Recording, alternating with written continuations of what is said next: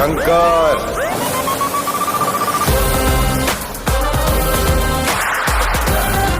सो hey what's up guys, तो क्या कर रहे हो आप लोग and welcome back to my channel. दोस्तों मैं आज आप लोगों के लिए रवि तेजा के क्रैक मूवी को एक्सप्लेन करने वाला हूँ। ये मूवी रवि तेजा की one of the best movie है। तो चलिए इस वीडियो को शुरू करते हैं। Let's start this video.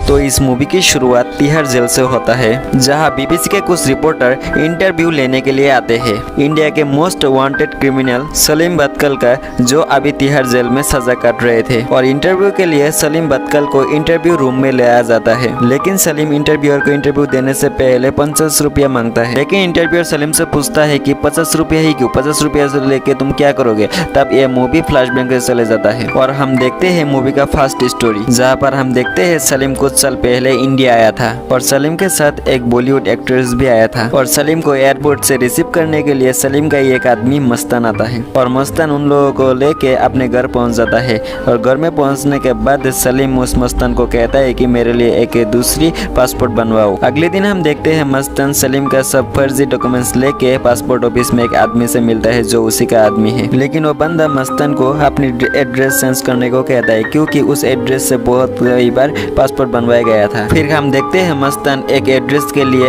एक ब्रोकर से मिलता है। फिर हम देखते हैं उस ब्रोकर मस्तान और उस सलीम और उस हीरोइन को लेके एक मकान में जाता है और मकान मालिक के बाद सारे बात कर लेता है। लेकिन मकान मालिक बिजली के बिल 50 रुपया ज्यादा मांगता है, लेकिन ब्रोकर 50 रुपया ज्यादा देना नहीं चाहते थे, इसीलिए उन लोगों के बीच झगड़ा हो जाता है। झगड़ा के कारण उस मकान मालिक उस ब्रोकर और सलीम को वहाँ से भगा देता है। फिर हम देखते हैं ब्रोकर दूसरे दिन सलीम को दूसरा घर दिखाने के लिए ले जाता है और वहाँ पर जाके मकान मालिक से सारे बात फाइनलाइज हो जाता है। उसके बाद उन लोगों को वहाँ पर एक मकान मिल जाता है। फिर हम देखते हैं दूसरे दिन मस्तान सलीम का सारे फर्जी डॉक्यूमेंट्स रेडी करके पासपोर्ट ऑफिस में जाता है और अप्लाई कर लेता है और वहाँ के बंदे उसके फॉर्म एक्सेप्ट कर लेता है। फिर हम देखते हैं मस्तान पुलिस स्टेशन में आता है, क्योंकि जो पुलिस वाला एड्रेस वेरिफिकेशन के लिए जाएंगे उसको पैसा खिला सके। लेकिन मस्तान जिस पुलिस स्टेशन में जाता है उसी पुलिस स्टेशन का पुलिस वाला मस्तान को कहता है कि इस एड्रेस हमारे एरिया में नहीं पड़ता, इसीलिए हमारे स्टेशन से इस एड्रेस को वेरिफिकेशन के लिए कोई नहीं जाएगा। इस एड्रेस को वेरिफिकेशन करने के लिए दूसरे पुलिस स्टेशन से लोग जाएंगे। फिर सीन शिफ्ट हो जाता है और हम देखते हैं इस मूवी का मेन एक्टर शंकर को, जो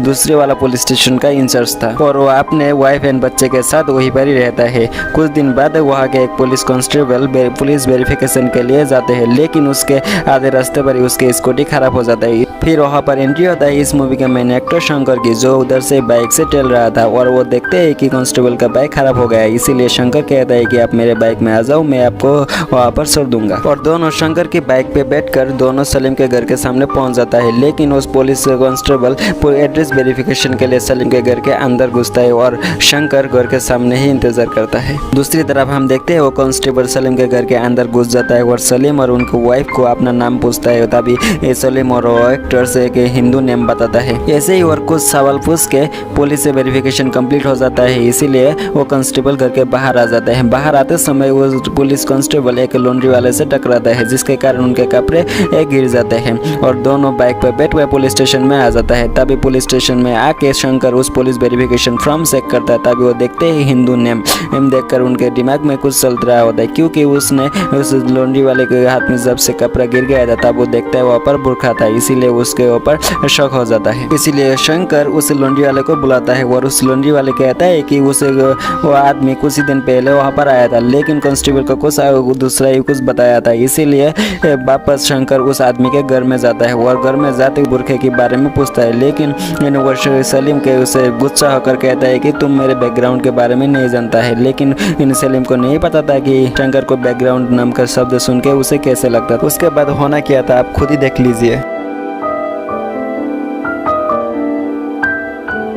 और इसी तरह 50 रुपये के लिए सलीम को जेल हो जाता है, क्योंकि उस ब्रोकर 50 रुपये के लिए अगर उस मकान को नहीं छोड़ता तो उसको नया मकान लेने की जरूरत नहीं पड़ता और ना ही उस मकान शंकर के एरिया में पड़ता, ना ही उसे जेल होता। फिर सीन शिफ्ट हो जाता और हम देखते हैं इस मूवी को और एक नई स्टोरी, जहाँ पर हम देखते हैं कोंडा रेड्डी नाम के एक गुंडा आके आम के बगीचा में बैठ के कोई एक डील कर रहा था। वो तभी उसी समय दो स्कूल के बच्चे वहाँ से जा रहा था और उन लोगों को उस आम के बगीचे में आम दिखाई दिया। तभी उस दोनों में से एक बच्चा आम तोड़ने मामले में आता है। लेकिन कोंडा रेड्डी अपने कुत्ते लगा देते हैं उन दोनों के बच्चे के ऊपर। तो अभी उस कुत्ते के हमले से उस बच्चे बहुत बुरी तरह से घायल हो जाता है, इसीलिए वो डॉक्टर कोंडा रेड्डी के ऊपर एफआईआर फाइल कर देता है। तभी कोंडा रेड्डी के पास एक एसपी का फोन आता है और एसपी कहता है कोंडा रेड्डी को एफआईआर के बारे में, लेकिन कोंडा रेड्डी कहता है कि एफआईआर तो होते रहता है लेकिन आज तक किसी ने भी मेरा कुछ नहीं उखाड़ पाया, तो अभी क्या उखाड़ेगा। तभी वो एसपी कोंडा रेड्डी से कहता है कि इस केस को हैंडल करेगा शंकर, शंकर बहुत डेंजर है। तभी कोंडा रेड्डी हंस के कहता है कि वो सब क्या कर लेगा वो। तभी वो एसपी कोंडा रेड्डी को कहता है कि तुम जाके तिहाड़ जेल में जाके एक आदमी से मिलो, और कोंडा रेड्डी एक आदमी से मिलने के लिए तिहाड़ जेल पहुंचता है और तभी से हमारा और एक नया कहानी शुरू होता है। कोंडा रेड्डी तिहाड़ जेल जाने के बाद हमें पता चलता है कि वहाँ पर कटारी कृष्ण नाम का एक गुंडा अंगुल के राउडी पुल्लावर्ती के वहाँ काम करते थे, और कटारी कृष्ण अपने बॉस को मार देता है और उसकी गद्दी हड़प लेता है, और उनके वाइफ को भी कटारी कृष्ण की साइड वाइफ बना लेता है, और उसका नाम जया अम्मा था। और दोनों मिलके अंगुल पर बहुत सारे क्राइम करते थे, और देखते ही देखते अंगुल का बहुत बड़ा गुंडा बन जाता है। ऐसे तो कटारी कृष्ण बहुत ताकतवर था, लेकिन उनकी एक कमजोरी उनके बेटी थी। जो भी लड़का उनके बेटी के साथ ज्यादा समय रहता था उनको या तो मरवा देते थे या फिर मार देते थे। फिर सीन शिफ्ट हो जाता है और हम देखते हैं शंकर आज ही एक पुलिस स्टेशन में अपॉइंट हुआ है, और आज ही वो आया है। वहाँ जाने के बाद सारे पुलिस ऑफिसर की वहाँ पर वो इंटरव्यू लेते हैं, और वहाँ पर जाने के बाद उसे एक जूनियर का बेटा किरण मिलता है, और शंकर वहाँ पर छोटे मोटे केस सॉल्व किया करते थे, और वो जब राउंड पर जाते थे या फिर राउंड पर होते थे तभी उनके साथ ज्यादातर समय उनके साथ किरण को रखते थे। फिर सीन शिफ्ट हो जाता है और हम देखते हैं कटारी कृष्ण की साइड वाइफ एक दिन थिएटर में किरण के साथ कटारी कृष्ण की बेटी को देखता है, और ये बात कटारी कृष्ण को वो बताता है। फिर हम देखते हैं कटारी कृष्ण अपने साइड वाइफ को बेटाबल्लम में भेजता है, क्योंकि बेटाबल्लम के लोगों से किरण की मर्डर कर सके, क्योंकि कटारी कृष्ण ज्यादातर समय बेटाबल्लम के लोगों से ही खून करवाता था। और सीन शिफ्ट हो जाता है और हम देखते हैं कटारी कृष्ण की साइड वाइफ बेटाबल्लम में पहुंच जाता है, और वहाँ के लोगों से वो कहता है कि किरण को मारने के लिए, और हम देखते हैं अगली रात को किरण को बहुत गहराई से मार देता है, और अगली सुबह उसकी लाश ही बरामद होती है। और डॉक्टर शंकर को बताता है कि किरण को कोई वार स्टाइल से मारा है। फिर शंकर डॉक्टर को पूछता है कि आपने कभी पहले ऐसा केस देखा था। फिर डॉक्टर शंकर को बताता है कि मैंने तो नहीं किया, लेकिन मेरे सीनियर ऐसे केस बहुत सारे हैंडल किए हैं। फिर शंकर उस डॉक्टर के सीनियर डॉक्टर से मिलने जाता है और उन लोगों से बात करता है। तभी उन डॉक्टर कहता है कि ऐसा केस तो बहुत बार मैंने देखा है, लेकिन आज तक किसी भी केस ऐसे सॉल्व नहीं किया गया। फिर हम देखते हैं शंकर अपने सारे पुलिस स्टाफ को इस केस से जुड़ा हुआ एफआईआर को ढूंढने के लिए अलग अलग पुलिस स्टेशन में भेज देता है। कुछ पुलिस स्टेशन कहता है कि हमारे पास ऐसा एफआईआर नहीं है, कुछ स्टेशन कहता है कि जल गया है, कुछ पुलिस स्टेशन कहता है कि हमारे पास से गुम हो गया है, और एक पुलिस स्टेशन से कोई भी जवाब नहीं आता है। तभी उस पुलिस स्टेशन में शंकर खुद जाता है, और वहाँ जाने के बाद वहाँ के इंचार्ज शंकर को पहले ढूंढने नहीं देता है। फिर उसके बाद वहाँ के इंचार्ज शंकर को उस एफआईआर को ढूंढने की परमिशन देता है, और शंकर को उस एफआईआर मिल जाता है। उसके बाद शंकर उस एफआईआर को लेके अपने वाला पुलिस स्टेशन में आ जाता है, और पुलिस स्टेशन में शंकर आते ही उस एफआईआर के सारे सस्पेक्ट्स के नाम देखता है। उस सस्पेक्ट्स में नाम जितने भी नाम थे उनमें से सभी के सभी मर गए थे एक को सरकर। उनमें से जो बच गया था वो खुद कटारी कृष्ण ही था। और इसके बाद शंकर कटारी कृष्ण से मिलने के लिए और कटारी कृष्ण से पूछताछ करने के लिए कटारी कृष्ण के घर जाते हैं। कटारी कृष्ण को पुलिस स्टेशन में आने को कहता है, लेकिन कटारी कृष्ण पुलिस स्टेशन में आने के लिए मना करता है, और कटारी कृष्ण बैकग्राउंड के बारे में धमकी देने लगता है। और उसके बाद होना ही क्या था आप लोग खुद ही देख लीजिए।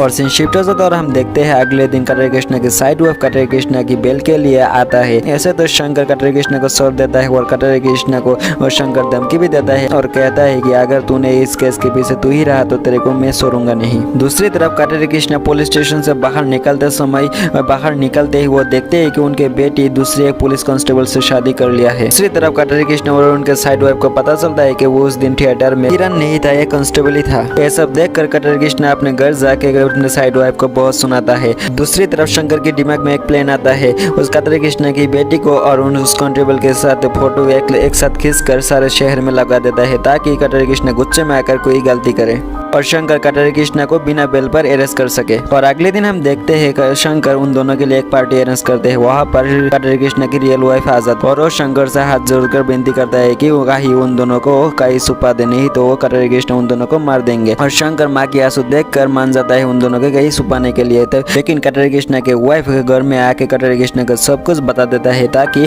कटारी कृष्णा उन दोनों को मरवा सके। फिर सीन शिफ्ट हो जाता है और हम देखते हैं शंकर अगले दिन उन दोनों को बस में बिठा कर कहीं दूर भेज रहा होता है। तभी देखते हैं कि कटारी कृष्णा के आदमी आ जाता है और उन दोनों को मारता लगता है।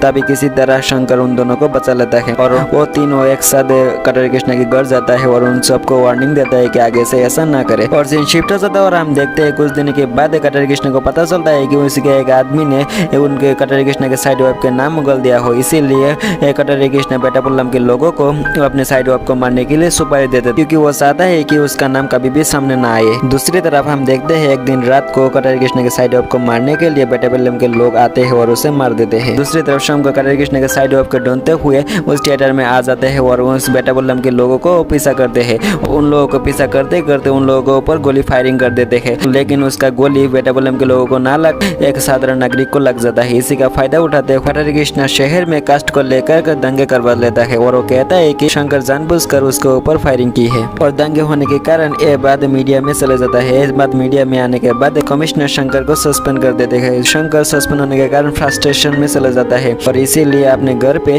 अपने वाइफ और बच्चों ऊपर चिल्लाता है। तभी उनके वाइफ उसे समझाता है कि इस समय तुम्हें गुस्सा नहीं करना चाहिए, इस समय तुम्हें केस के बारे में सोचना चाहिए। और शंकर यह बात सुनकर शंकर फिर से उस जहाँ पर फायरिंग हुआ था वहाँ पर जाते हैं। वहाँ जाने के बाद उसे वहाँ पर एक गोली मिलता है जो सेम साइज का होता है जो पुलिस वाला रखता है। उसे देखने के बाद वो पुलिस स्टेशन में आता है और वहाँ के रजिस्टर चेक करता है, लेकिन वो रजिस्टर चेक करते समय उसे पता चलता है कि किसी ने एक गोली ले लिया था लेकिन वापस नहीं किया था। तब वो रजिस्टर इंचार्ज से पूछताछ करता है, लेकिन वो रजिस्टर ऑफिसर भागने की कोशिश करता है, लेकिन उसे वो पकड़ लेता है और थोड़ी पूछताछ करने के बाद उसे पता चलता है और शंकर की गोली तो जमीन पर ही लग गया था और उसने खुद उस आदमी को मारा था और ये सब कटारी कृष्णा के कहने पर ही किया था। और वो कहता है कि सारे के सारे एफआईआर जला नहीं था, वो सब सारे के सारे एफआईआर वो चुरा कर अपने घर पर रखे हुए थे। फिर शंकर उस पुलिस वाले को लेकर उसके घर पहुंच जाता है और उसके घर के पहुंच जाने के बाद उसके सारे एफआईआर वो ले लेता है और तभी उनके पास एक फोन आता है। तो फोन में कटारी कृष्णा कहता है कि वो सारे के सारे एफआईआर वापस करें, नहीं तो जो गुंडे शंकर के घर में है वो सारे के सारे गुंडे उनके बीबी और बच्चे को मार देंगे। उसके बाद शंकर थोड़ी देर तो एक्टिंग करता है और वो कहता है कि कुछ ना करने की रिक्वेस्ट करता है, लेकिन बाद में और हमें पता चलता है कि शंकर की वाइफ उसी के बेस का एक टॉपर रहे थे और वो मार्शल आर्ट में ब्लैक बेल्ट चैंपियन थे। और हमें पता चलता है कि वो घर संभालने के लिए नौकरी छोड़ दी थी। और फिर हमें कुछ फाइट सीन देखने को मिलता है। सीन शिफ्ट हो जाता है और हम देखते हैं शंकर उस सारे के सारे एफआईआर और उस पुलिस वाले को लेकर कमिश्नर साहब के पास पहुंच जाता है और वहां पर जाने के बाद कमिश्नर साहब अब उसके सस्पेंशन रद्द कर देता है और उसे फुल पावर देता है और उसे अरेस्ट करने के लिए पावर दे देता है क्योंकि सारे एफआईआर में कटारी कृष्णा का ही नाम था। दूसरी तरफ हम देखते हैं कटारी कृष्णा को ढूंढने के लिए शंकर हर जगह ढूंढता है, लेकिन कटारी कृष्णा नहीं मिलता है क्योंकि कटारी कृष्णा बेटापुल्लम में सुबह हुआ। लेकिन ये बात बहुत जल्दी शंकर को भी पता चल जाता है, इसीलिए शंकर बेटापुल्लम में जाते हैं और उन लोगों को ढूंढने की कोशिश करता है। उसी समय बेटापुल्लम के लोगों के साथ उनका फाइट हो जाता है और इसी बीच कटारी मौके का फायदा उठाते हुए वहां से भागने की कोशिश करता है, लेकिन एक टायर पंचर होने के कारण वो लोग वहां से भाग नहीं पाता है और वो शंकर उसे पकड़ लेता है। फिर यह मूवी प्रेजेंट में आ जाता है जहाँ पर कंडा रेड्डी को यह बता रहा होता है। फिर यह बात सुन के कंडा रेड्डी शंकर को सॉरी बोलने के लिए जाता है, लेकिन वहाँ पर जाने के बाद उसी का एक आदमी बैकग्राउंड के बारे में धमकी देता है। उसके बाद क्या होना था आप लोग खुद ही देखिए।